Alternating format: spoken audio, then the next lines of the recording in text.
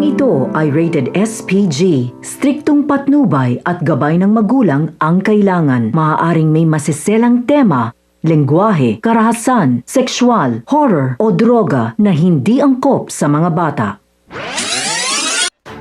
Kapamilya, nakipagsundo na nga sina Angkong sa grupo ni Lucio para maligtas sila sa mga tauhan ni Mr. Salazar at handa umano silang magbigay ng malaking halaga kapalit ang kanilang kaligtasan.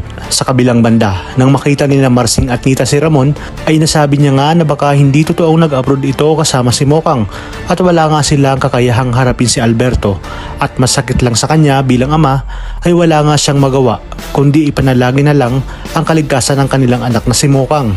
Sa pagkikita naman ni Olga at David ay nagsisihan nga sila dahil huli na nang malaman ni Olga na nakalaya na pala si Tanggol. Ayon pa kay Olga na kung magkalat man siya ay marunong siyang maglinis, hindi tulad ni David na madumi kung magtrabaho. At ang mga dapat nating abangan. Muli niyang nagpasalamat si Roy at Angkong sa grupo ni Lucio at nagpakilala sila bilang mga Red Phoenix. Ayon kay Angkong, tatanawin niyang malaking utang na loob kina Lucio ang ginawa nitong pagligtas sa kanila.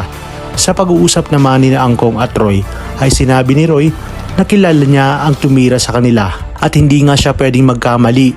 Si Tanggol umano ito na dati nilang delivery boy. Kaya naman sinabi ni Angkong na sisiguraduhin niyang magbabayad si Tanggol at siya mismo ang papatay dito.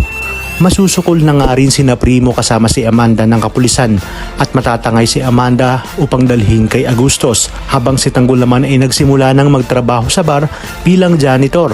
Pag-iinitan naman siya ng manager ng bar at sinabi na kung siya si Tanggol ay hindi niya tatanggapin ang trabahong yun dahil sigurado umano na hindi magtatagal doon si Tanggol. Ngunit sinabi ni Tanggol na sanay na siya sa ganoong trabaho at pagbubutihan niya palalo para mas tumugal siya sa ganoong trabaho.